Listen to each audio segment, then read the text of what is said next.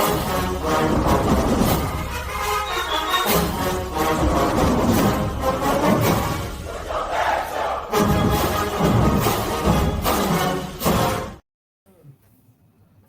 right, welcome back to the O&G StrikeZone. Bryan, Kelvin, and for the first time in 2025, we say hello and happy new year to Coach Colzie, Coach James Colzie III, head coach of our beloved Florida A&M University Rattlers. Coach, this is the first chance I get to see you. We get a chance to see you and say to you, so we say happy new year and hello. How you doing, sir? I'm doing well, guys. How are you guys doing? Doing good, Coach. We're doing great, Coach. We're doing great. And I'll echo what I tweeted at you to bring in the new year, but I'll say it publicly again to everybody, man. 2024, we thank you for just the way that you handled everything. You know, just being a first year coach, kind of coming into the situation, starting as the interim and then taking over. And just the grace, the class, the humility, your accessibility, all of it that made 2024 a great first year to cover for you. As you reflect back now on a year in the position, what was 24 like for you personally? Well, I'll start off and just reiterate, and thank you for allowing me to be in front of you. You know, I know I'll say this. I think we made it interesting. That's for sure. 2024 was definitely an interesting time, an interesting year. Some highs, some lows, but definitely learned a lot. Obviously, second opportunity to being a head coach, but obviously to this magnitude, it was extremely interesting. But also, learned a lot from our guys. Learned a lot just from the overhaul, just of everything that happened throughout the year.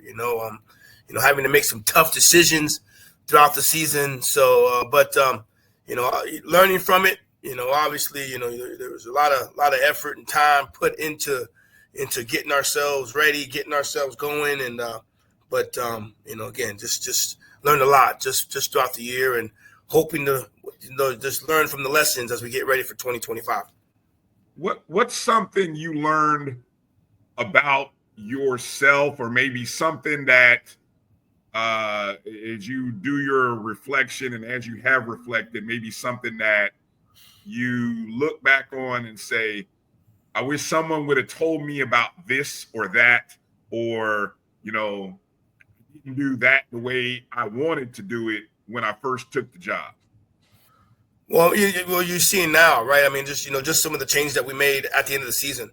I think that, it's extremely important to get in the staff that, you would definitely want to have. I think that's probably one of the things for me. Obviously getting the job at the time that I did, and then not necessarily going out and maybe going to get a staff that I could say I'm 100% comfortable with. That was, probably one of the big things for me. I think when you go in, you want to make sure you feel that you're 100% protected. You feel that you're 100% supported. And obviously doing some of these things now as we continue to get our staff filled, but that's probably just be one thing. I know timing didn't necessarily work out that way, but as we, navigate through what we're going through now, my staff is going to be filled with people that I know, guys that I've known for for a long period of time. HR doesn't allow me to say a lot of the names, but this will be a staff that not just is going to be comfortable with me, but also going to be comfortable with everything that entails with being a full A&M football coach. I'm glad you said that, and that's something that I think me personally, we kind of sensed, but we understand. You have to you're coming in, and when you're taking over, it's sort of you're working with people, and you're trying to. Every year is a year of an adjustment. So, I understand that. Go ahead, Kelvin. Let's get in there with a couple. Coach, I'm going to fire off the first shot right quick. Let's do it. So talk about what you can in terms of coaches that have departed or coaches that you brought on where the paperwork may be finished, or just kind of talk about, and what are you looking for in terms of coaches that you're bringing on? What does Rattler Nation should expect? Well, obviously guys that are great, man. First and foremost, and I'm not saying any of the guys that we let go weren't, but just want quality men, guys that are going to work hard, guys that are going to be there for the players at all times, and on top of that, that'd be great coaches, right? I want guys that have developed players, not just at this level, but other levels, right? So you got an offensive line coach coming in. He's been great at the place that he was at. Got a running back coach that's been great at the place that he's at. Right, our wide receiver coach, he's a younger guy, but he's been great at the place that they've been at, as far as not just as people, but as developing players and developing young men, where academics and athletics were equally important. I know over the last few years we've also had just a special teams coordinator. I'm not going to do that. I'm going to have a special teams coordinator, but he'll also coach a position. So just kind of doing some different things, and just things that to my liking, as opposed to just, hey, here's your job. Try to stay with it as much as you can, but just maneuvering a little bit different. As the head coach, this past year, I kind of was overlooking everything. Where now there'll be more of me, I guess, being on the defensive side as well. So just just making a few changes here and there, but changes that I feel are going to be very, very important for us moving forward, and just maintaining our success that we've had over the last 3 years here at Florida A&M. Okay, so to that point, who's calling plays on offense? Who's calling plays on defense? Well, I'll say this: I have not completed my staff just yet. Once I complete it, we'll go from there. Again, we had some pretty monumental changes on offense, and defensively some minor changes, but I gotta let it play out, and then. I know y'all will have me back on. Okay. Let's into that point. So, who's handling recruiting? Well, our staff has, right? We brought in a director of recruiting, early in the year. So, Bree Cobbs has been handling that for us since we've started, and then after that, it's just not on one person. For us as a staff, right? We've been doing that, over the last, not just these last month or so, but we have been we've been recruiting since day one, right? So, Bree Cobbs has been the one that's been handling it. The director, she's getting all of our official visits. I think we're sitting at about an 80 to 85% clip as far as bringing guys in and them coming to us. So she's doing a great job, but it's not just her. It's our staff, our coaches. Our coaches that are still with us have done a great job. Even though we have been missing some people. All right, Bryan, I'm gonna let you get in. Let me go to, as we sort of look back on 2024. I'm gonna catch. I know I caught it during the year for this, but I want you to talk about the pressure of the streak at home, and just how it affected the team going into that week. Obviously coming off the loss at Prairie View, and then coming into that game, dealing with that opponent, and then following the game, just sort of a change in the mindset, it felt like, following that game. If you could just talk about just all of that, because I felt personally, I'll be honest, I felt like that was a lot for any new coach, just like it is following anybody who had a lot of success. And so if you would just kind of talk about that. Well, well, the streak itself, I think you have to just discuss that. Extremely disappointed, for the streak to even end, especially on the type of game that we lost. You had a game where we outrushed, we outgained, we did everything except outpoint a team, and then obviously, Mississippi Valley going through what they were going through throughout the week. But, I think the pressure that you saw, wasn't necessarily the streak. I think just after the fact, our guys understanding that, no matter how talented that you are, you got to come in and play every week, and again, I hats off to Coach Wade and his staff and what they were trying to do and what they were going through before they played us. But, the light was, we that was also the week we made the change as far as play calling and I sat our offensive staff in here before I made that change, and I said, listen, guys, I'm not, I've kind of been, kind of giving a little bit of autonomy to the offensive side of football where after that game, it was like, hey, guys, this is what we're going to do. This is how we're going to do it.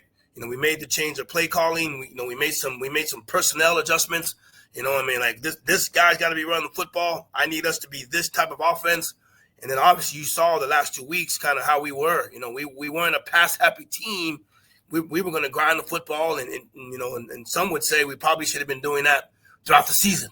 Which again, just kind of putting my thumbprint on what we're going to be doing offensively, what we're going to be doing defensively, and then what we're going to be doing special teams wise. So, that was, again, I think for our seniors, we wanted to keep the streak.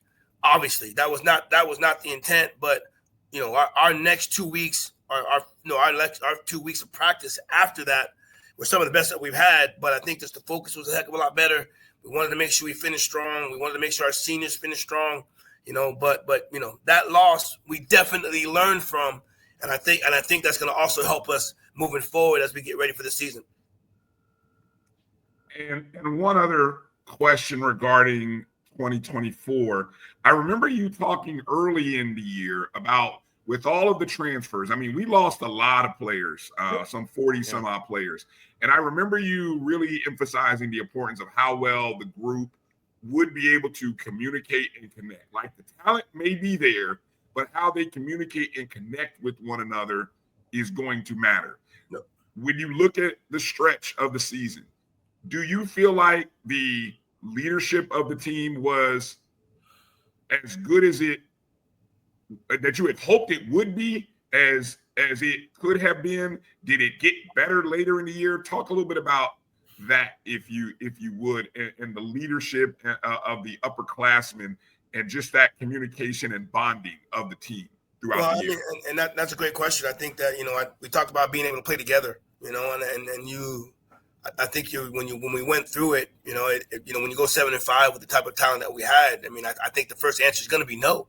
I think we didn't mesh or play together as much as we needed to. I think that there was times throughout the year, guys wanted the football. We only had one ball.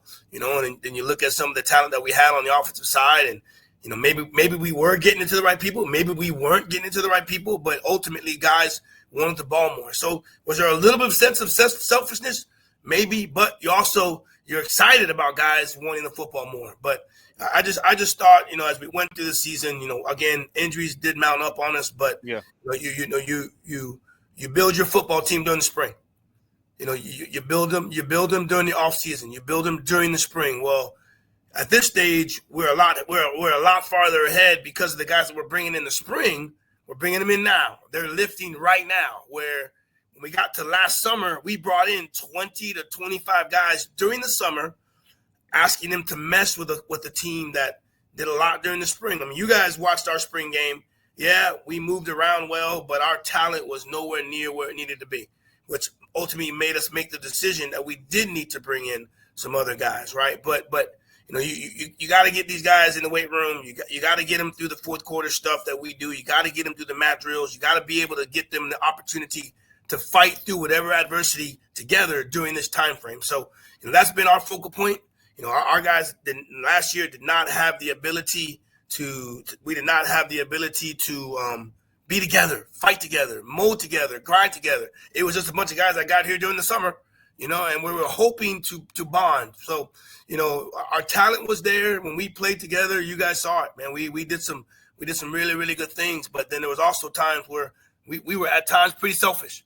Wanting the ball, and when we did get the ball, or any type of undisciplined penalties that we may have had. So as we moved to the 2025 team, the focal point was making sure we brought in more maturity, right? More maturity to our football team. Guys that have been there before, maybe at other levels, but have been there before, and understand that, hey, you're going to be in a big time setting when you're playing football here at Florida A&M. We're going to be playing big time college football. We're going to be on TV, a lot, and all those other things, but we got to act like it. At times I don't think we did that, which is disappointing, but, I'm Jalen Goss, TJ Lee, Kendall Bowler, the seniors that we had, I thought they did a great job of leading, and then after the loss, they did an even better job of leading, because ultimately at the end of the day, Those were the guys that were playing. I take the heat, no problem. And I told them that. Let me take it. I just need you guys to play better, play together. And we had we had 2 football games that were very, very tight. We had an opportunity to fold. We did not fold. We kept playing. And then a lot of people, when Alabama A&M came in that last game of the year, I mean, there were some people that thought we might lose that game. You know what I mean? And ultimately, I thought we played our best game, probably over the last 4 or 5 games. So, guys pulled together. Again, that's just a sign of our leadership that we had. Ultimately, I just wish I would have done a better job of meshing and bringing our guys together, maybe in the summer or something that we could have done during training camp. But guys, the talent was there. I just felt that, hey, we didn't mesh like we needed to. And ultimately that falls on my shoulders. Go ahead, Kay. Yeah, you kind of right where I wanted to go, Coach. So closing out 2024 and looking forward to 2025, if you look at our depth chart and who's projected to come back, we've seen just a few, not many, kids who've jumped into the portal. And so if everybody does what they need to do in the classroom, come back and, do what they need to do in terms of being a good teammate, it looks like we have a very good core that'll be returning.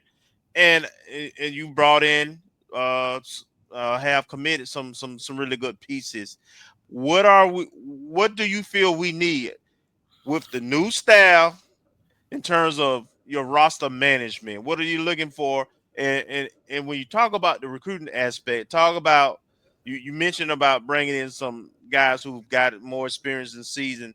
And so just kind of talk about the high school, the JUCO ruling now. So some kids that were on the squad may have another year. Just kind of talk about the recruiting landscape. Well, I think right now, obviously, drop ad is almost coming to a close at the university, and believe it or not, we're still trying to grab another 1 or 2 as we go in. But I think when you hit next week, you have a clear idea of what our needs are. We mentioned how many guys we lost last year and trying to see where we're going to go. But I think at this time, you know what your needs are. So now when you get to the summer, you're not bringing in 20 to 25 guys. Now you're specifically going after a defensive end. We need one of those. So now when we recruit, when we're not going after any more of this, we need a defensive end that can rush the passer, right? On the offensive side, you got a bunch of guys, you got a bunch of offensive linemen that you have coming back. 2 of our all-conference, all-American offensive linemen are coming back. So now we're just, we're kind of pigeonholing, hey, we need a big-time center and maybe another tackle. You know what I mean? So you're really just, as opposed to trying to get everybody, you've got, Bree and the staff that's here and our new guys that are coming in, we've done a really, really good job of just IDing our needs. We know what we need as we get ready for the portal, and I have to do not a better job. I just have to do a good job of saying no, because all of our guys, they want everybody. You know what I mean? But we've ironed out. We've got some key pieces at the wide receiver spot. We've got some really, really good pieces at the DB spot. We got a couple D linemen that I think that are going to help us interior wise. And you speak to the defensive side of the football, they're going to tell you, they're going to say we do need a defensive end. You've seen the success that we've had when we had a very, very good defensive end. For some reason, when you have a good defensive end, that defensive backfield is also very, very good. So so we've been able to pigeonhole as far as what we need per position. And now as we get ready for that next portal to open up, that portal session to open up, we know exactly what to go after. Now, when you speak about the new rule for the junior college, we don't really have any benefits with that, just primarily because a few of the guys that we did have in that possibility of maybe coming, they did attend an NCAA institution before they attended the JUCO. So that kind of X'd them out as far as, believe me, we had a couple guys that we thought we may get back, but with that new rule, it doesn't help us. It doesn't help us one way or the other. But, again, we're still trying to close on maybe 1 or 2 more guys, but I think offensively, we got 1, 2, 3, 4, 5, 6, 7, 8 guys on the offensive side of the football. Defensively, we got 1, 2, 3, 4, 5, 6, 7, 8, 9, 10 on the defensive side of the football. And I thought we did a very, very good job showing up our 3 special team spots that we needed to do as well. Okay. And so, Coach, as your staff first of all, when do you expect most of your staff to be filled out? I know you can't say exactly, but I bother HR every day, so I'm gonna just say whenever whenever they get tired of calling me, maybe then that's me calling them. Then hopefully they're done. But I know our HR is doing a hell of a job trying to fine tune and get this thing done for me, and I appreciate everything that they're doing. But I got to make sure we go through the process. And Miss Angela Suggs, I call her boss. She's doing a great job making sure we all get this done. So, it's going quick, but maybe not quick enough to my liking. But I completely understand. Okay, and kind of talk about what the spring is going to look like in terms of when do you start your mat drills and off-season conditioning, and have you started the think about when you're going to start the spring's practice and the spring game? You're making me get my calendar, aren't you?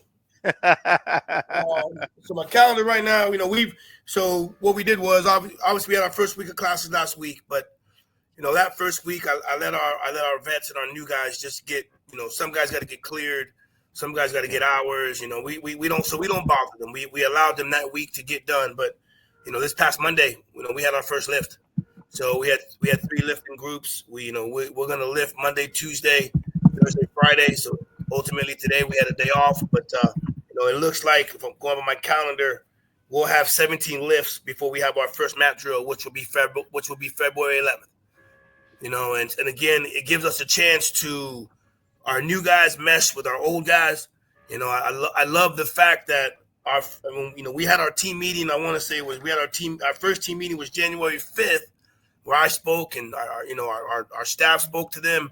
But January 12th, we had our own team meeting, and it was player only. And those guys talked about the expectations. They talked about the standard. They held that meeting, and it took about an hour, is what I was told, and it was great to see, great to hear. So, you have guys that are already trying to start to instill what the standard is supposed to be here, and also understanding that even though we did have some wins, but the standard was not met. Right, the standard is to play for the SWAC championship, to play for the Celebration Bowl and win the Celebration Bowl. So even though, yes, we had some highs, but it's extremely important, not just to the people in the locker room, but to our fan base and our alumni, to be where we're supposed to be, which is obviously being playing for a championship. So we had a great meeting there, but Monday we had 3 lift groups. We had a great day. Tuesday we had 3 lift groups. We had a great day. So we're way ahead than where we were almost 365 days ago. Okay. Good stuff. Good stuff, Coach. Let me. It's not quite like the 220 Club where they hit you with a bunch of questions, but they have you active in the chat. At least this way, unless you recognize a name, you don't really got to see them. So we can go any direction with questions. But a lot of the Rattlers who are in the chats, they got a lot of questions. So if you still got some time, and don't mind me going through a few of them, I see what we got here. So I got a question here. You may have touched on this a little bit, the play calling, but it has to do with Coach Burris, who called those plays in the last 2 games. Are you feeling like I don't know if you can say will he be the OC? Are you thinking heavily towards that? What's your thoughts there on Coach Burris and maybe the job that he did, or what you can speak on about how it'll look for him in 2025? Well, I'll say this: in 2024, when we made the change, I'll kind of give you a prelude of what happened when we obviously having the loss against Mississippi Valley. We had an offensive staff meeting that Sunday, and I didn't even discuss it with him. I don't even know if he was even ready for it. But when we made the change, I talked to the entire staff, and that's what I said. I said, we were going to make a change in play calling, and I didn't even. He was very, very surprised. But I went from our full-time coaches to our GAs and our student assistants, and that's how it went. So, and obviously the last 2 weeks, him and I, we spoke at depth about what we needed and what I wanted, and obviously you saw kind of where we're at. I can say we will be promoting from within as far as who our offensive coordinator will be, and that is the best thing that I could say. All right, fair enough. I got that. I can read that. Okay. I'm going to jump around here on some of the questions, guys. So I appreciate everybody jumping in. Yeah, I'm going to go to some questions I'm even curious about. What can we'll see what we can do here. Any word on the schedule, Coach? You know, we see a lot of publications. We've heard from potential other coaches about who's coming to FAMU and who we're playing. What can you share about the 4, and I'm hoping it's 4 non-conference games this year? First off, can you confirm, will it be 4 non-conference games? I always like to ask because I know there's some teams that may only play 3 non-conference. I mean, based on our schedule right now, it looks like we will be playing 4.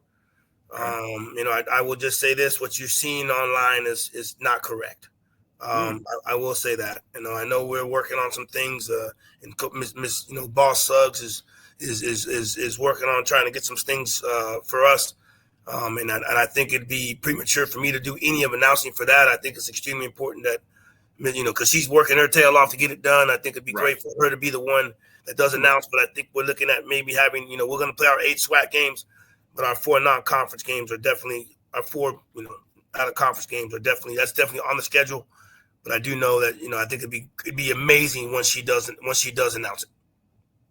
And speaking of the SWAC schedule, I think this is the first. And I want to say this right.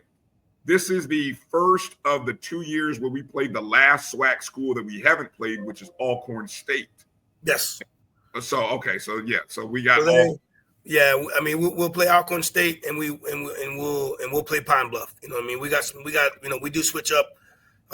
You know, I think we don't play any of the Texas teams, but you know, we will play Alcorn, and then we will play Pine Bluff. But other than that, you know, we got to go to Southern. You know, Southern came to us, so we will swap out with that. You know, our home schedule will be you know, those same teams that we had to go on the road to. Now they got to bring the ass down here to Bragg. So and I pardon my French on that, but you know, but yeah. So though you know, so we'll, you know, Bragg will be filled to the tilt, especially with the teams that are coming to that have to come down here. So it's gonna be hot. That's gonna be a hot ticket for sure, no doubt. Got a question here regarding individual player James Ash. Does Ash have another year? Will we see? James Ash has been ripping up the weight room. He's there. He's back. You know, I mean, you know, we didn't touch on it, but I mean, you know, we're about 65 to 70 guys back from our team that we just had. You know, I mean, you got the James Ashes that are back. You got Ashton Grable that is back.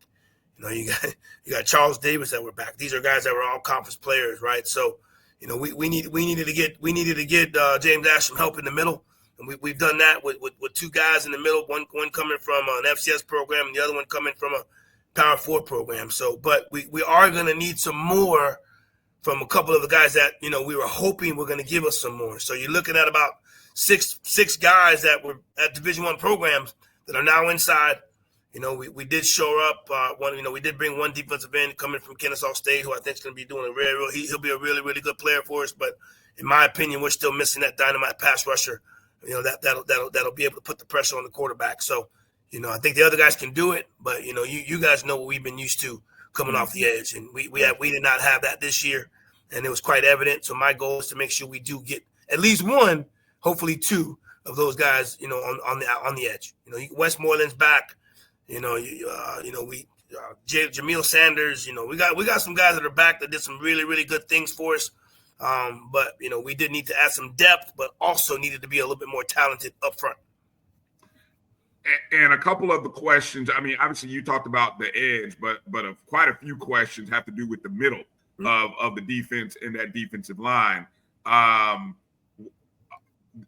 Do you feel like you're addressing those needs with our defensive front and the interior of the defensive line? Do you feel like you know, the guys who are returning are making the improvements? What's your evaluation of the defensive line outside of needing to get a little bit better on the edge, as you already mentioned? Well, you know, I mean, we didn't lose anybody, right? You know, James Ash is back. Stantavia Smith is back. Nick Demetrius is back. Who's my other guy? Cam Donald is back, right? Those are all 4 guys that played some snaps for us. I thought it was important to add DJ Jones, which we did. He's a big time guy coming from Virginia. He's going to play interior for us. And then obviously Elijah Alexander, another guy that was in the middle, right? So those are six quality guys that have played at the high level, So, in my opinion, I feel we've addressed it. But sometimes, General Hunt, who we love to death, he struggled his first year, and then his second and third year, he had great years, right? So, you got guys that we had to replace our front, and we replaced them with freshmen and sophomores. Now these guys are sophomores, juniors, and obviously James Ash is a senior for us. So, they took their lumps, and the thing that they needed to do was get stronger. And that's something that we're stressing. I didn't want to get into doing any OTAs. I didn't want to do any walkthroughs. I want us to lift. And so like I said, our first 17 or 18 lifts before we do anything football related will be in that weight room right now. So, did we address it? We got 6 guys inside to play. If we feel we need to get another one, by all means, I'm not against trying to get another one inside, but we got to go through the spring. We got to go through spring practice to see all of that, right? But Cam Donald didn't go through spring practice. Nick Demetrius didn't. They didn't go through spring practice last year. Cam Donald didn't. Nick Demetrius didn't. Santavius Smith didn't. Davion Westmoreland didn't. All these guys played quality snaps for us last year, but never ever did we get a chance to see them in spring practice go through all of the things that they need or we needed to see from them to see if whether we needed to get another one or not. So the portal allows us to do that, but I think the biggest thing is those guys are here. They went through their lumps. They know what they needed to improve on. We talked about it in our exit meetings. So now we're going to give them a full off season to see where they're going to be standing once we get done. All right. Let me see. Got a question here. More of a special teams related question about having a little bit of a deep threat.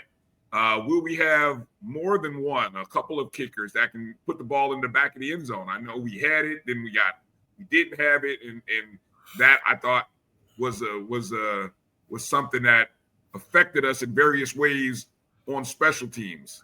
Well, I mean, we couldn't say much about it in the fall, but I like to be transparent, right? So, we had 2 guys that were, in our opinion, one of the best in the conference. Right. And I'll let this play out for you. But we had the game against Miami, and we were getting ready to kick a field goal, and we didn't make, we had a delay of game, so we had to change the kicker, and then Big Mike Smith went and kicked one about 50 yards in and kicked about a 50-yarder and went in, and so at that time, right, excited for the kick, but you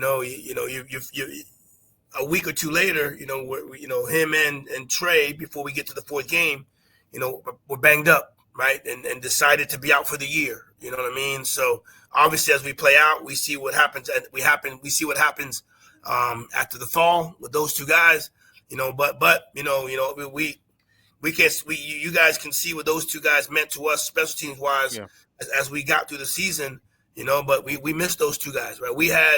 We had 2 opportunities during the Troy game, and then we had one during the Prairie View game where, we couldn't use our deep kicker, right? And then obviously when it got to kickoff time, Michael Smith had 12 to 13 kicks before he decided, before we decided to redshirt him, or before he decided to redshirt, he had 12 to 13 kicks that were kicked in the end zone, so nobody was returning kicks, right? So, and those 2 guys were very, very important secret weapons that we had.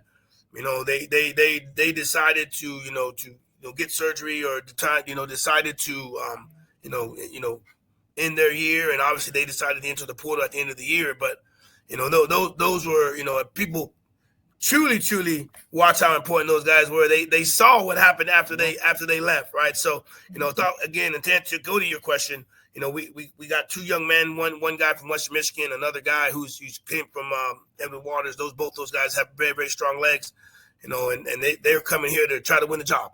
You know what I mean? And we're going to give them every opportunity to do so. Seen them both kick live, seen them both kick on film. Those guys both have the potential to kick the ball in the end zone. And you don't have to worry about any big returns when they don't return it. So, you know what I mean? And but Cam Gillis, love him to death. Great, very accurate, field goal kicker, obviously going 17 for 19. but lacked the ability to kick the ball deep. That's why during the 23 season we only asked him to kick field goals. You know what I mean? Because we had Michael Smith who would be doing kickoffs. But at the end of the day, right? We had to make a decision. Cam Gillis had to do both. And did it affect our field position? Did it affect some of the things that we did on special teams? Absolutely. We went from a seasoned punter to a freshman, with Gunnar Trout, right? So, those two guys, we can't speak on how much it hurt losing those two guys, but it definitely affected us. There's part of me, Trey Wilhoit doesn't drop that punt, that punt snap against Mississippi Valley, right? So, and obviously that, you drop that snap, that kind of changed the game. As far as how that game played out. So, we lost them. They're now, they have gone on to greener pastures, but it was a tough loss when those two guys decided, to end their years with injuries. Mm-hmm. Good point. Okay, good stuff, Coach. All right, let me go to the always a hot question. Has to do with quarterback and QB1. Several questions. So. One of the questions had to do with we've seen, and again, I realize definitely there's some things you can't speak on, but I'll just say what we've seen. We've seen one particular young man who has made a commitment to come to FAMU. We've seen other QBs that were in the room have chose to hit the portal. We're aware Daniel Richardson, of course, is no more eligibility, we think. What can you tell us about the quarterback room currently, and what can you tell us about what you are wanting to add to the quarterback room? Well, I want us to be dual threat, and I think that when you bring a guy like Tyler Jefferson back, to the state, right, a guy who went to Central Michigan, and showed, that he could do that at the higher level, and then obviously showed what he could do at the high school level, right? So. Getting a guy like that to come back, and show what he can do. Then obviously, you have Junior, who's kind of been waiting, he's been waiting, right? Been waiting for his opportunity, and then extremely excited for what Bryson Mayo. We think that not Bryson Mayo, Bryson Martin was extremely excited with what he can do as well, right? So, we haven't named the number one. We're allowing guys to lift. I'm not going to do anything football related until we get, once we get into that first week of February. But there's going to be some tweaks in what we're doing offensively, so we want to make sure we give everybody the equal opportunity to learn what we're doing. But you got three guys right now that are learning. You got a guy that's coming from Indiana that's here. He's learning, and then obviously we had a high school guy, right? That's coming in and he's trying to learn. So I think right now we don't have a guy yet. And I think trying to say we're going to name a guy this week, it's going to be tough to say, but. There's an opportunity for someone. Daniel Richardson did a really, really good job for us. Obviously, being highly regarded when he got here. The one thing he said to me when he left, he was, "Coach, I wish I would have won you more." You know what I mean? And obviously, I love that sentiment. But Daniel Richardson, he told me what he was going to do. I believed him, and for the most part, I thought he did a very, very good job leading our offense. But we're gonna let it play out, man. We're gonna put him under the fire. We're gonna put him under a lot of pressure during the spring, because we gotta have a guy. I don't necessarily want to be waiting until the last week and all that stuff. I want to make sure we have our guy, but but I also want to make sure our guys continue to fight and try to earn that position. Just for the simple fact, right? We lost Daniel Richardson in the Prairie View game, and gave some, and got it, and somebody else had an opportunity to hopefully put us over the top, and we didn't get it, right? Not saying that he wasn't ready. But at this stage of the game, your quarterback, that number two has got to be ready. Jackson State quarterback went down, the number two went in, and all he was the MVP of the game, right? So Those are the things that we want to make sure we strive for. Yes, we want to make sure we get a number one, but we want to make sure that whoever that next guy is, there's not a fall off, right? So you got some guys you got some guys right now that I think that they're hungry for an opportunity. They're one of the best jobs in the country. Is to be the darn starting quarterback at Florida A&M. There's a lot to it, a lot of pressure to it as well. But there's a lot of rewards for that to happen. So a lot of guys want to be in that chair and they want to be in that seat, but There's only going to be one, and that's what we're striving for. So I think the biggest thing that we want to make sure we do, we put them under the pressure, but we also want to see what type of leadership they're going to show while they're in the weight room, while they're working on OTAs, as we continue to move forward. So we are definitely not done recruiting quarterbacks, I'm hearing. No. And do you look at you are looking actively not only from the portal but also high school level? Are you looking? Oh no, wait a minute. We've signed 4 high school guys already. Oh, okay. And then those are guys that you have to the biggest thing with Florida A&M is that our high school guys gotta have test scores, and they gotta have all the things necessary to get into Florida A&M. I love when people send me high school guys, and then this guy's great at so and so high school, and then my next question is, what's his test score? Oh, coach hasn't taken the test yet. Well, hey man, my people in admissions, they got to have test scores. This guy at so and so county high school, he's a great player, but he ain't taking the test yet.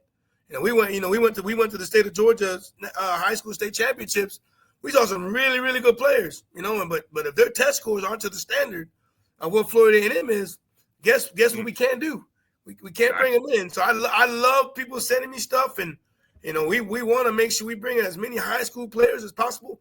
But our high school students that we recruit, they got to have the same academic. They have the same academic standards that every other regular student that's trying to enter FAMU has to get in, right? So.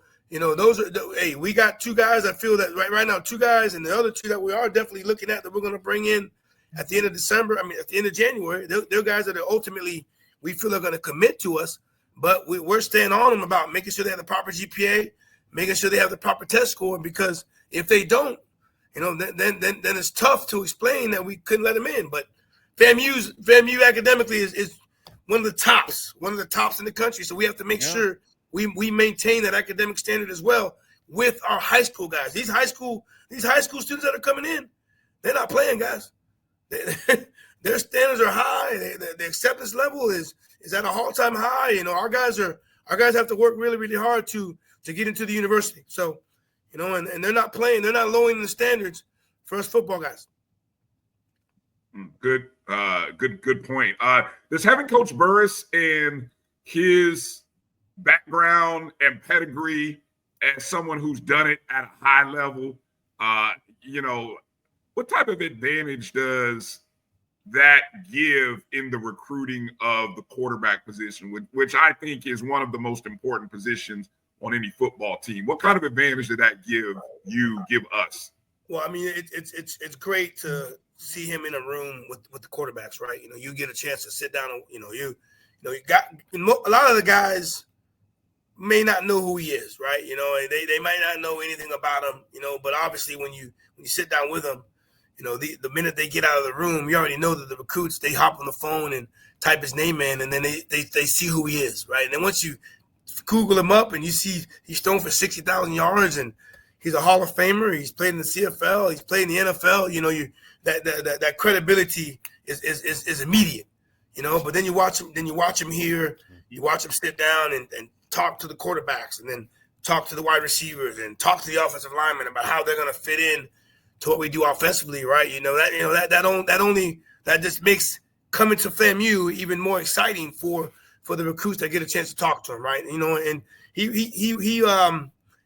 was on the road recruiting, and he went to go speak for me one time, and then everybody, that when I got back, everybody was like, "Hey, Coach Burris did an amazing job filling in for you." So now I realize I can't send Coach Burris anywhere no more. I can't let him fill in for me no more. Hey, he did too well, but obviously you get a chance to talk to him, and you see him, and and you hear him speak, and you hear him talk. And we went to Fried Chicken Wednesday today and had lunch, and he talked about football for an hour and a half.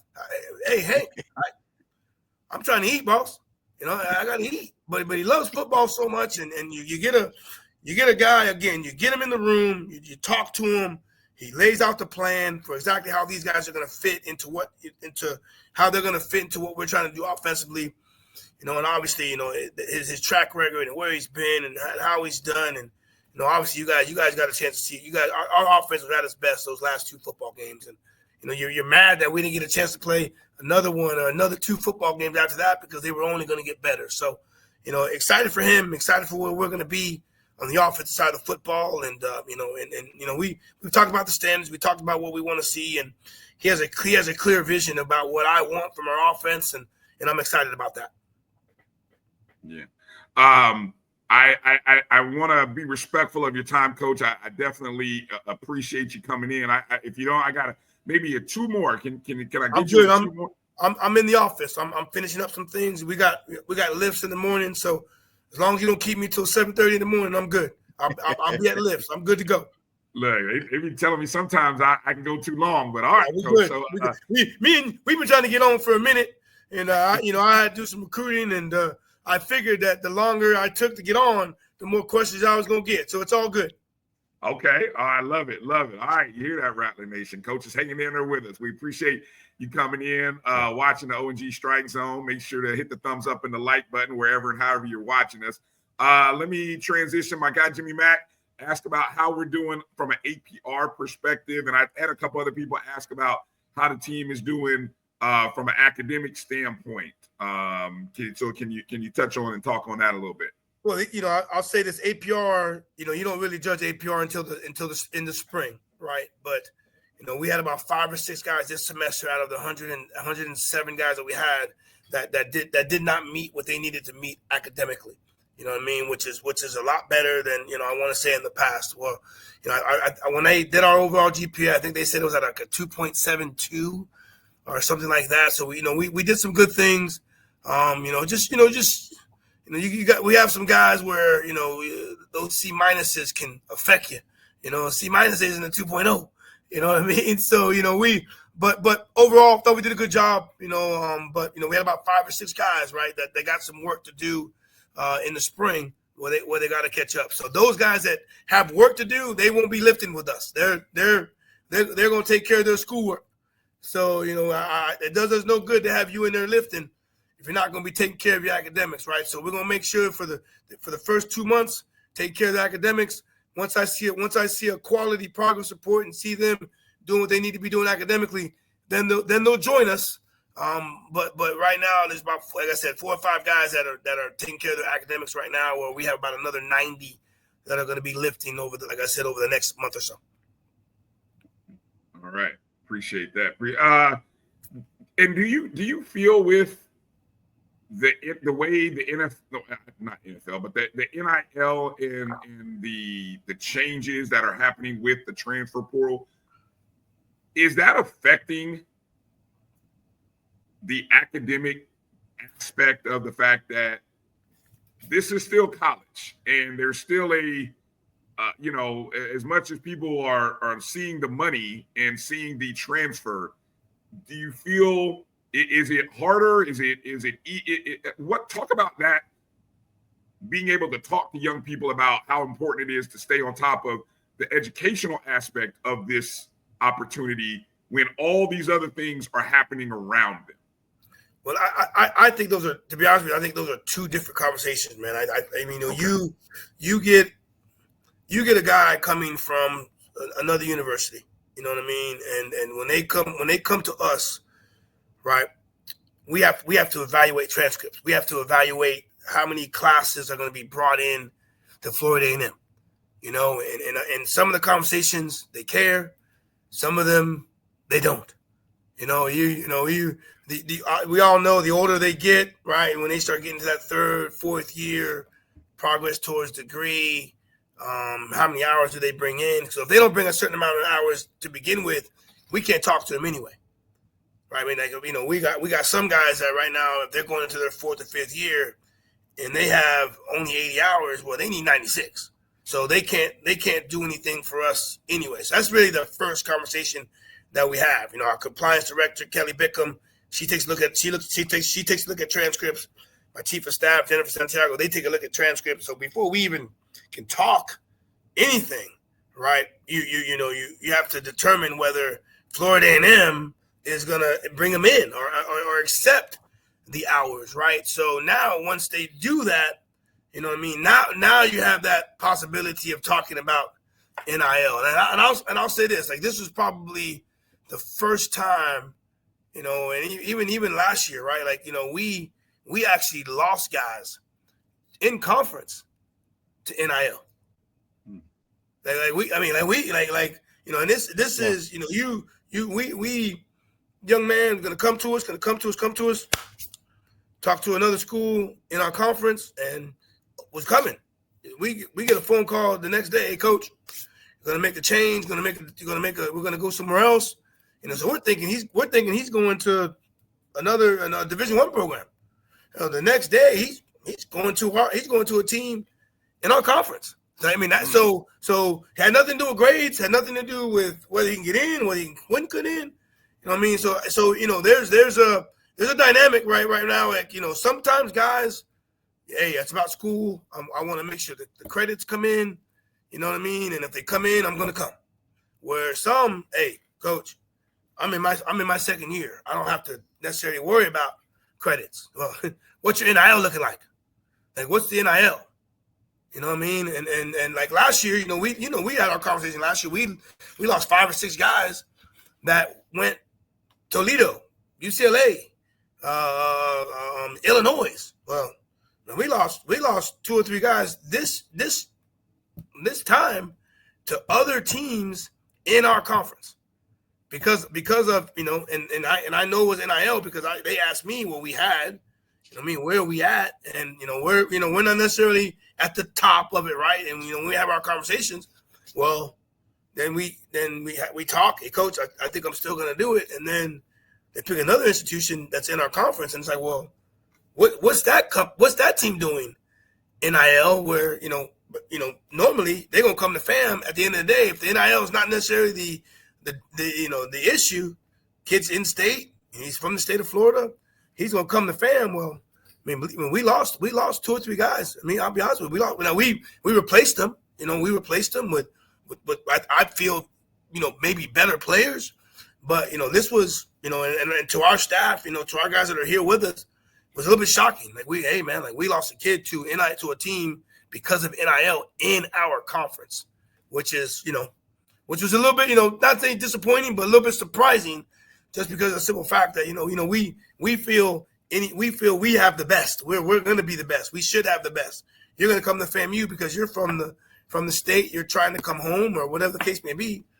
But it was a little bit shocking to lose a couple or 3 guys because of that.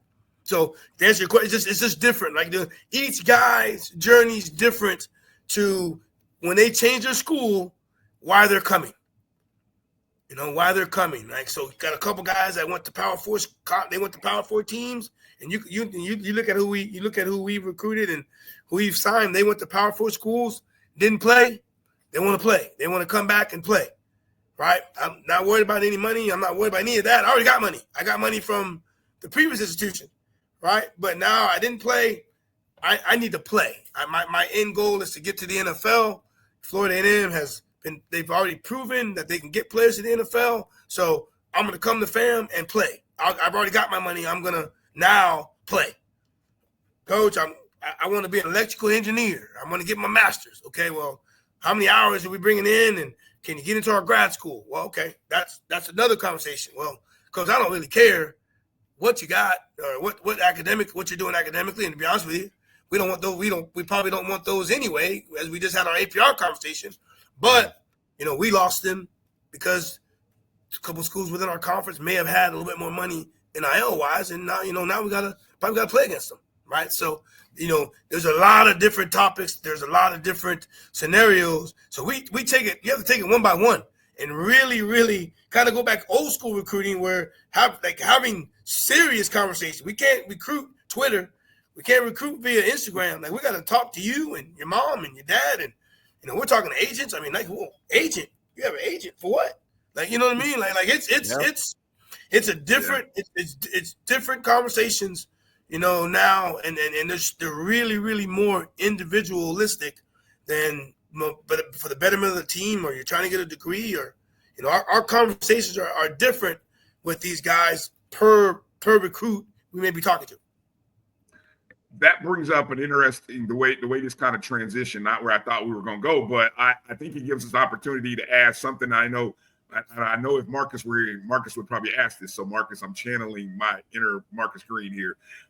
We've seen the structure of college football programs begin to change. Really, a lot of athletic programs start to have that pro type model where you see a general manager. I think we've seen at an FBS level, I'm going to use like a North Carolina where Bill Belichick has gone in and talked about where they have a general manager. Have you explored or started thinking about having those type of conversations with AD Suggs or even amongst your staff about finding a way of doing something similar or finding a way to be able to help manage all of these, as you just talked about, having to deal with agents and all these other aspects that are happening around recruiting? Have you considered or thought about that concept or model yet?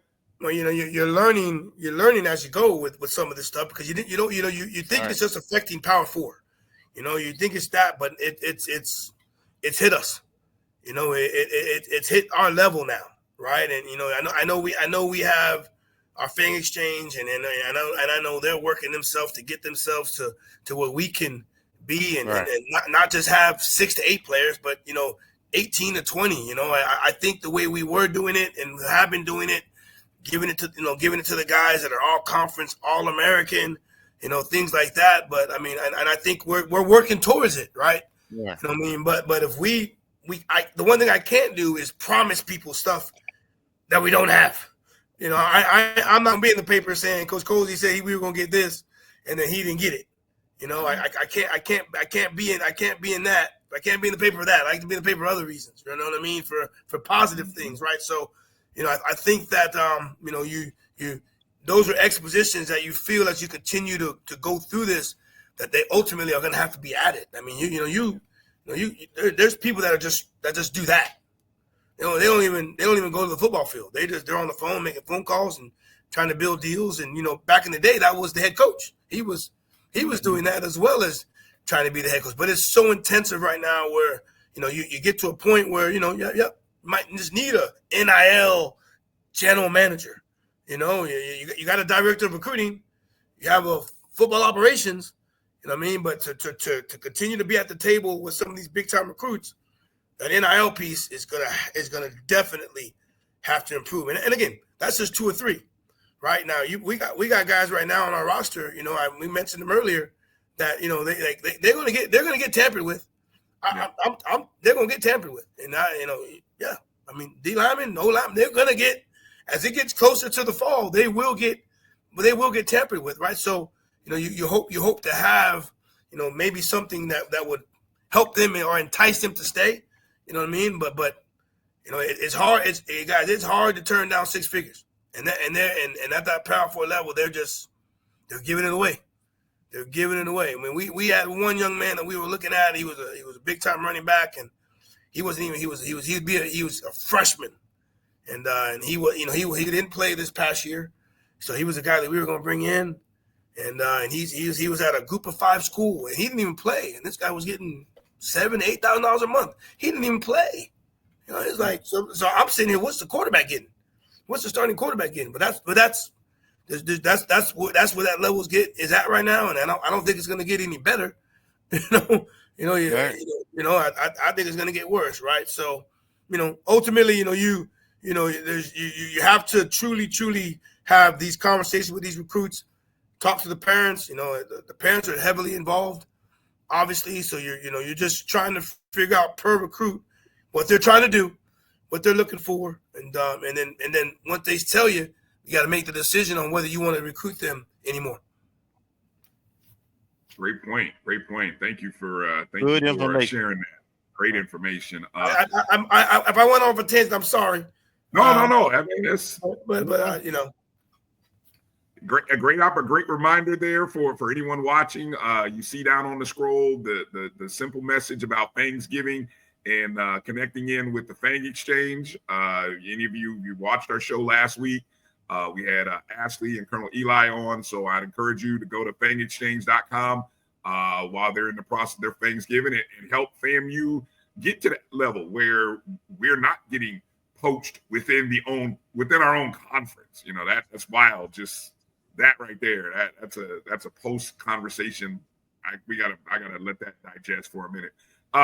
Let me go to a side of the ball in a position that you love a lot, Coach, and that's your DB group.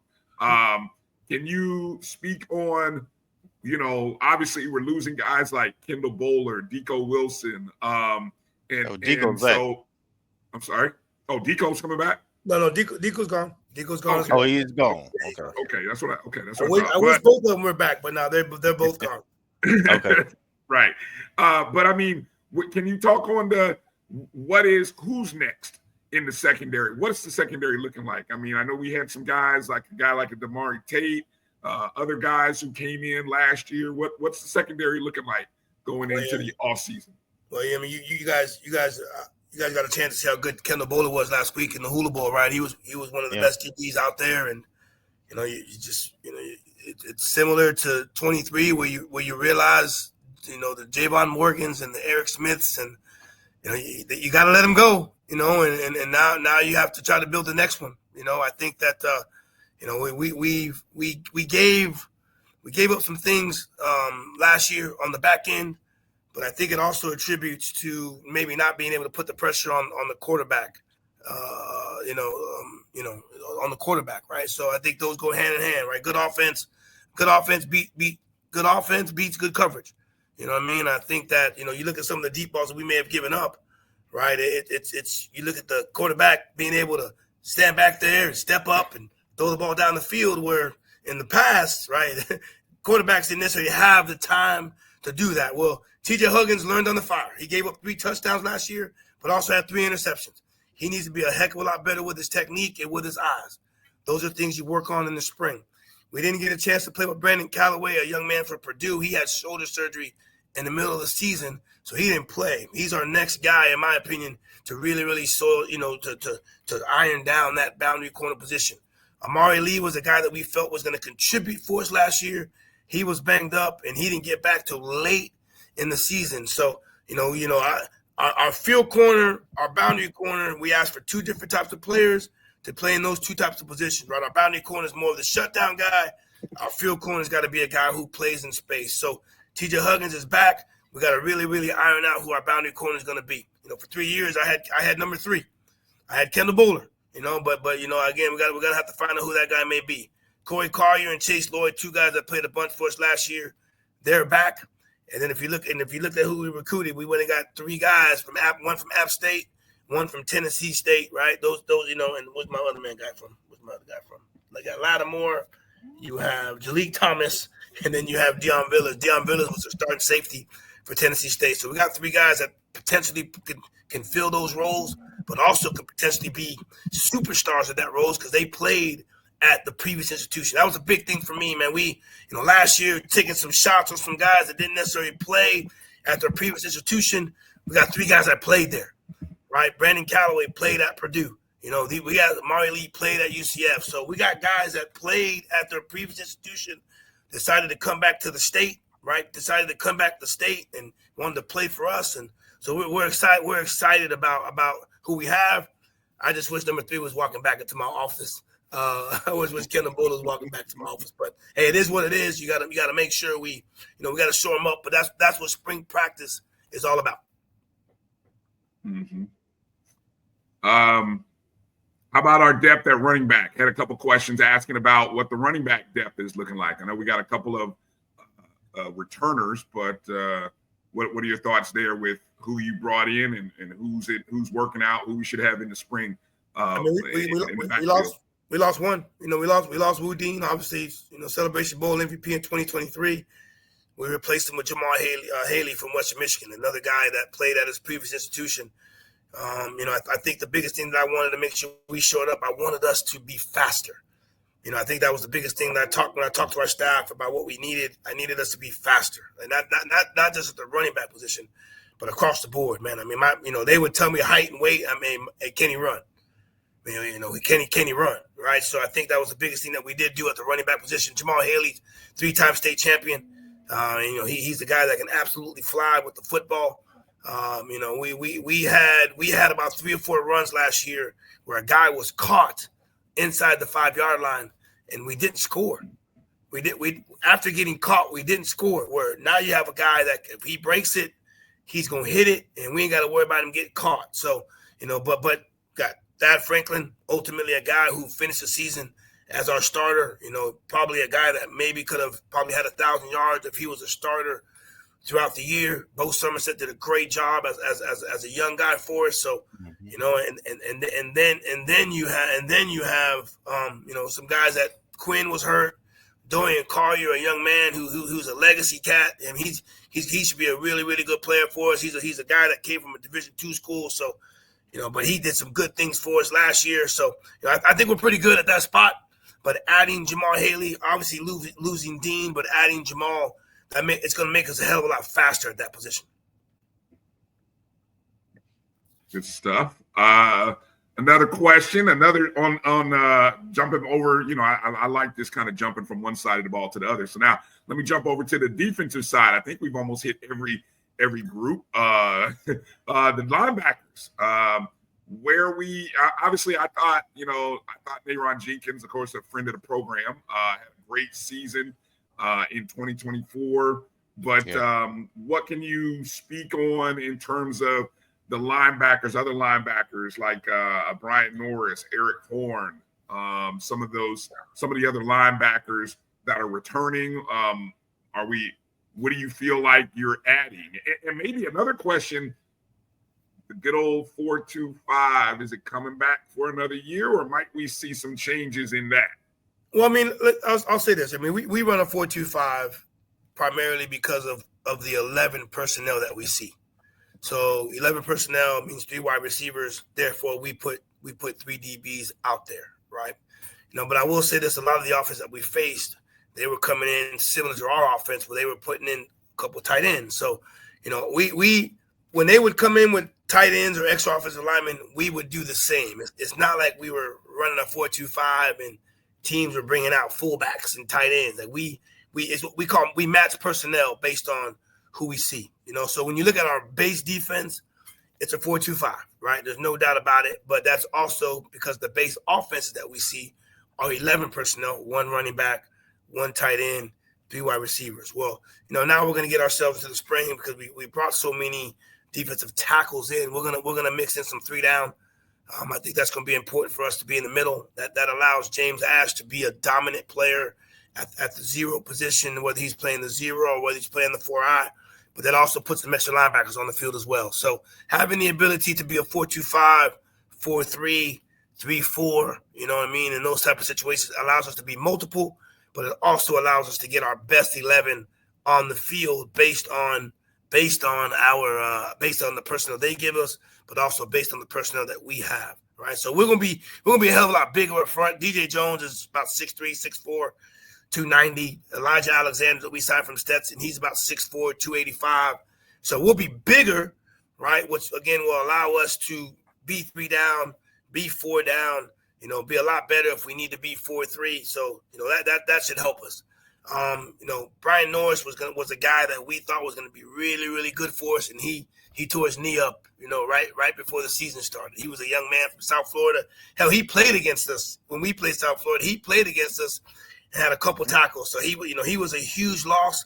But biggest thing for him is able to rehab, so he'll be ready to go for us during the spring. You speak about Nayron Jenkins, man. You can't say enough about that young man. He was kind of he had to put himself out there, put himself in a real big tight spot as far as putting himself and being a starter. He worked his tail off to get himself to that point, but we need to get him some help. So obviously Chance Coleman, a young man who's coming from FIU, he's a linebacker.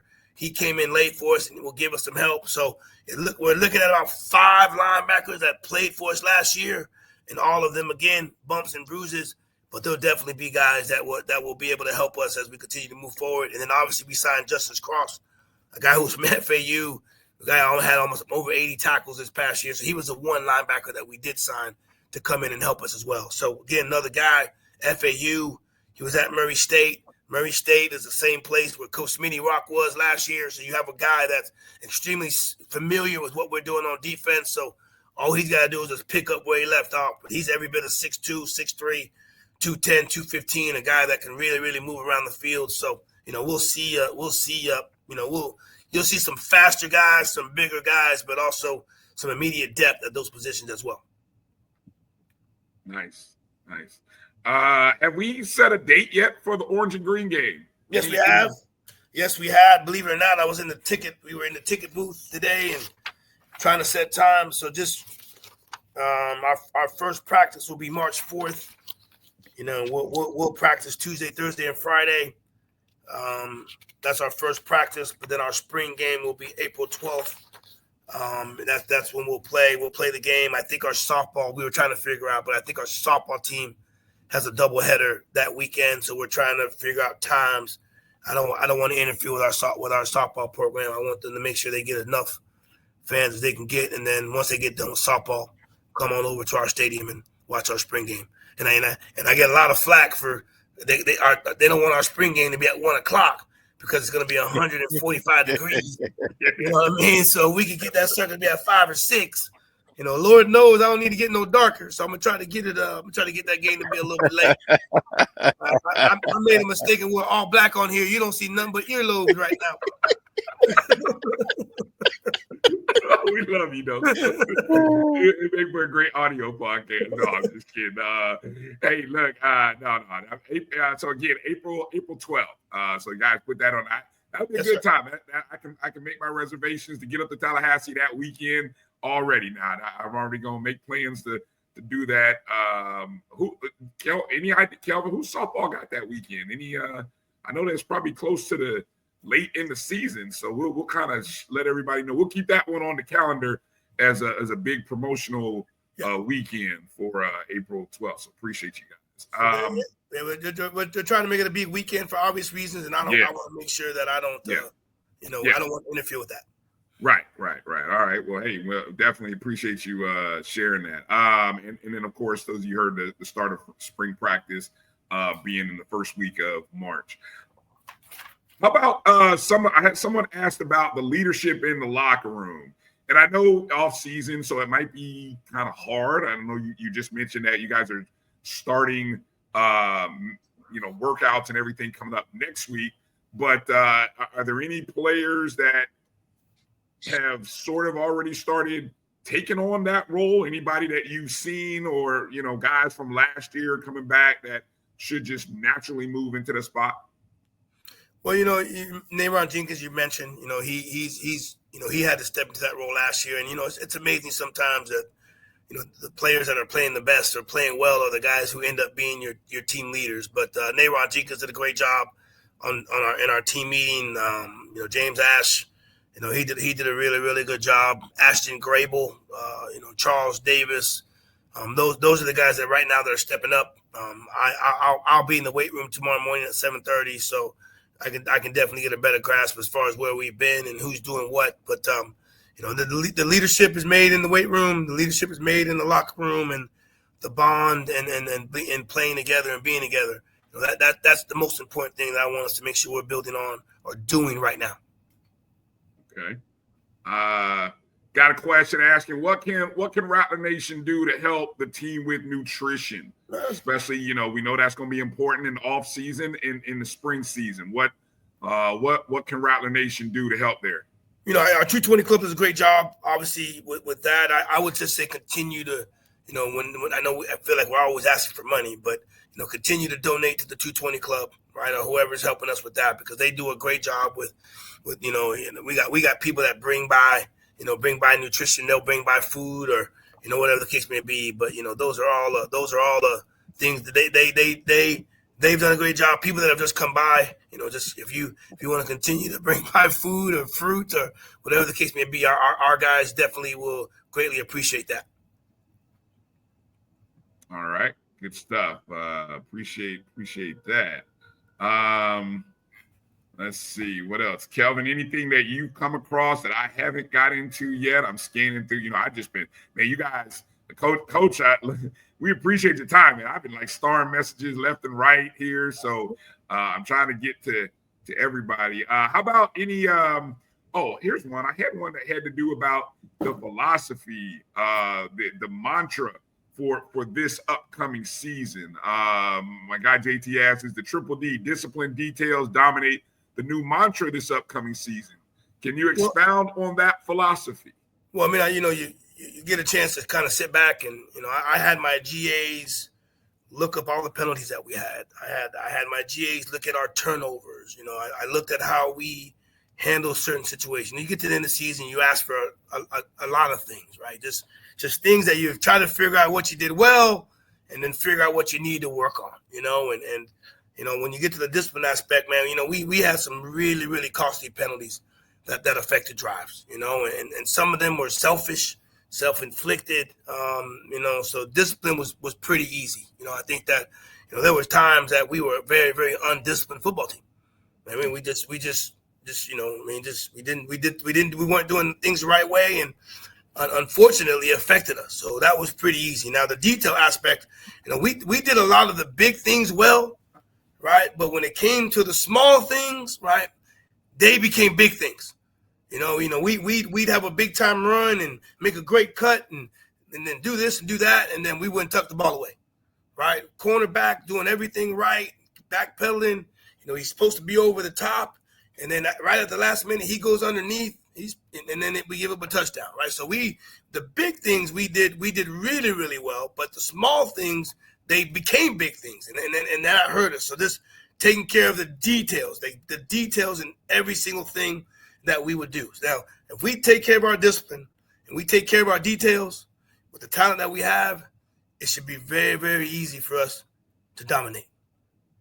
We had some games where we were going to have a drive and we were getting ready to go up 2 touchdowns, right?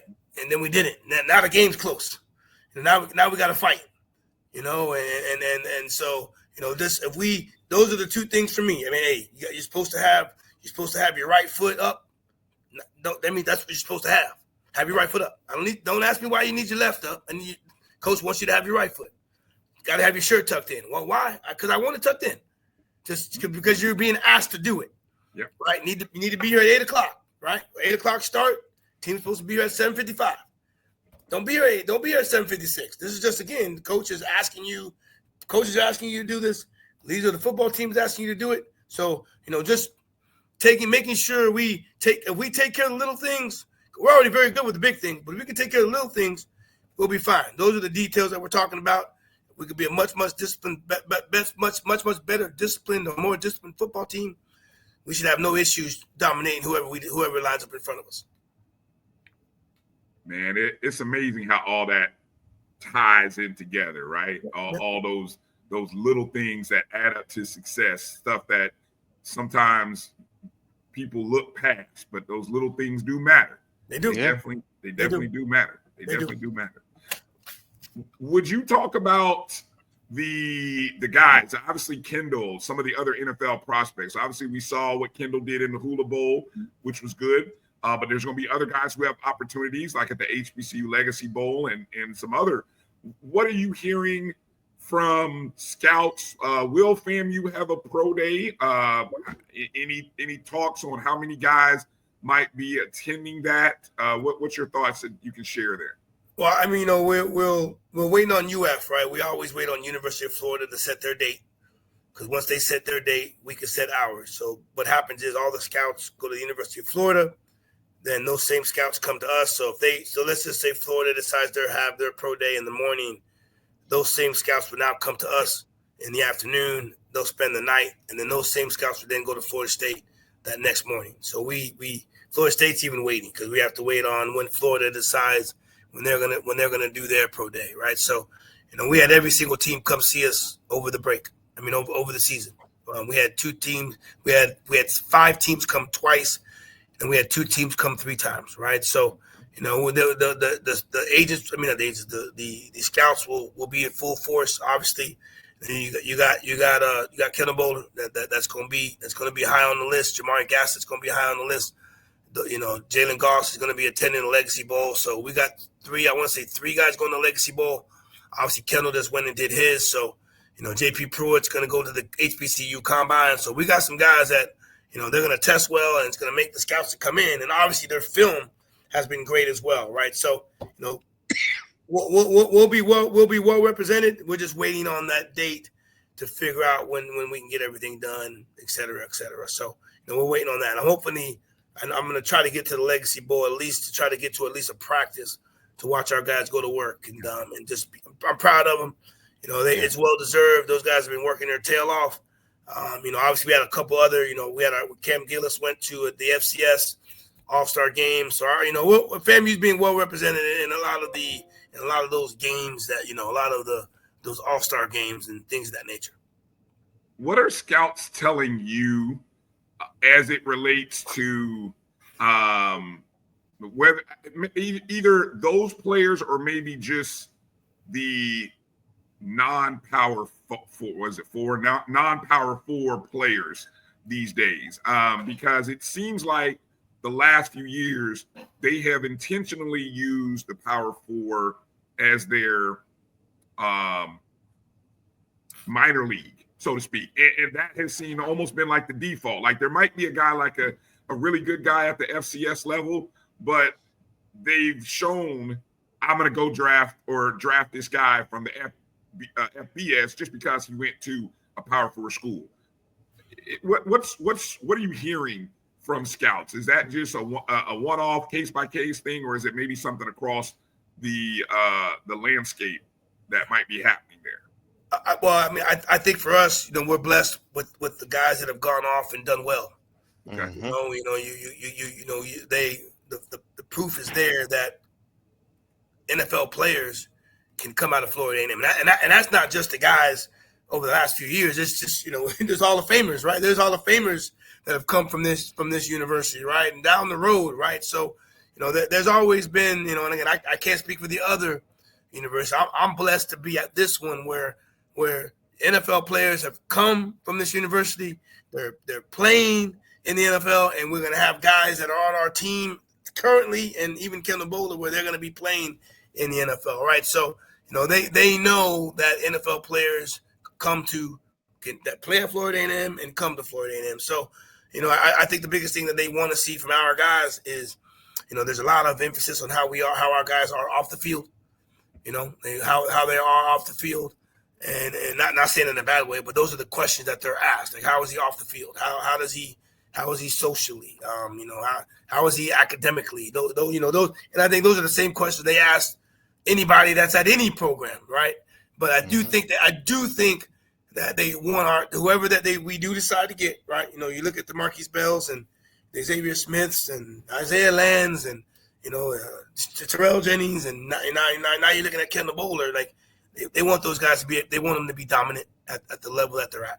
I think that I think obviously the landscape that we're under, where we're at, state of Florida, we play the MEAC Challenge in front of 1.3 million people.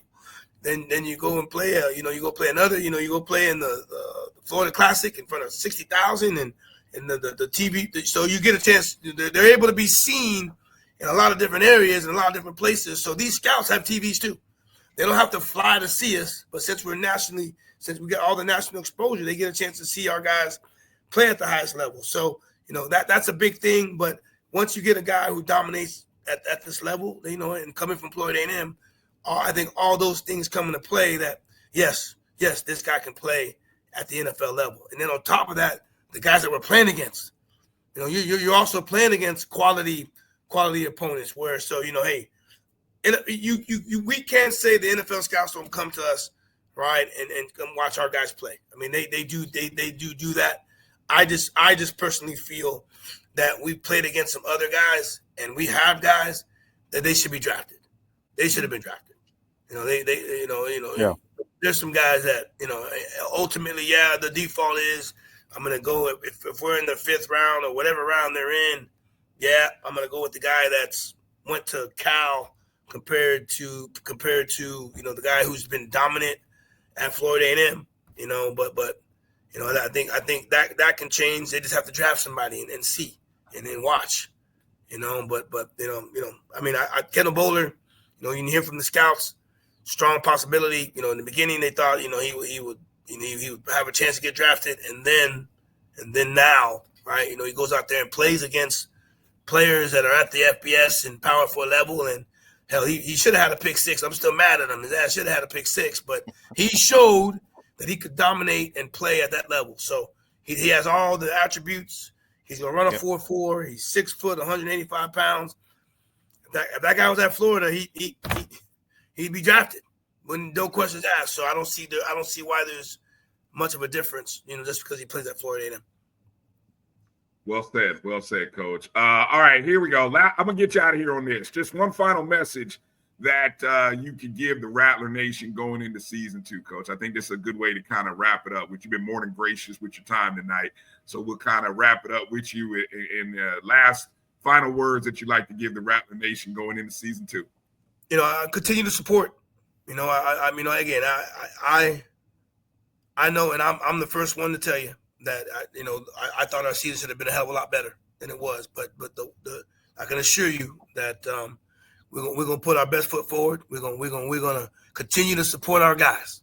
And when we open up the season, no matter where we are, right? Continue to show the Rattler pride and the Rattler love that you've shown, that I have seen, whether it's been high or whether it's been low, right? You guys have always been extremely supportive of me, and extremely supportive of our football team, and extremely supportive of the university. And we're gonna make y'all proud. Trust me, we're gonna make y'all proud. But we got work to do, and rest assured, we're gonna be working our ass off to get ourselves ready to wherever we may be opening up our season in August. So, but continue to support our guys and then continue to pray for our guys. But listen, we're getting ourselves ready to go. Not trying to make any bulletin board material. But you did a pretty good job of avoiding that today. Yeah, Coach. good job. We're gonna be a very, very good football team in 2025. Well, Coach, thank you, Coach. Appreciate you.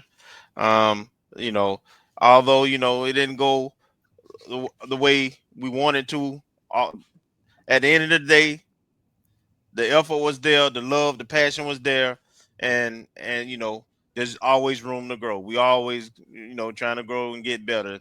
So, but I really appreciate how you come in and represent it. I love what you're doing, and the O&G, we definitely support you and our team. Well, thank you guys. Brian's been trying to get me on, and I was doing recruiting, and then I was out of town, and I appreciate you guys continue to be gracious with me, and there's certain games we got to win, and we're gonna make sure we do so this upcoming year and continue to win those games that we need to be winning. So the standard is the standard. We know where we're supposed to be at the end of every season. If we don't get there, then that means we didn't continue the standard. We know that, but trust me, we're gonna be a hell of a lot better, and we'll be ready to go once it's time to go. Yes, sir. Well, again, ladies and gentlemen, Coach James Colzie III. Make sure to hit him up on X at Coach Colzie, and just let him know you appreciate him spending well over an hour of his time this evening with us, y'all. I mean, he went through a lot of questions, and I tried to hit as many of the questions that you guys had asked, whether via email or on the chat. So obviously we couldn't get in every single one of them, but I think Coach gave us a lot to chew on to get us excited, answer a lot of questions about the past, and to get us really thinking about going forward and what we need to do to maintain, plan, and be an standard that we all want to be. So you guys make sure to show him some love and let him know. And good luck the rest of the period. I know all these next weeks are big times for signing days, and we'll be talking again, I'm sure, shortly as we get closer to National Signing Day, Coach. I can't wait, guys. I appreciate you guys. Thank you very, very much. All right. Take care. All right. All right. Good stuff, man. Coach James Colzie III. Woo! Some nuggets. That's some nuggets, boy. Woo. Yeah. I feel like I'm willing to. Is there anybody that wants to go back and do a summary of just some of the different stuff that Coach talked about? Because I feel like I might need to go back and watch our own show to jot down some of the stuff that Coach talked about, and like that might be a whole nother show. Absolutely. Oh man, good stuff, man.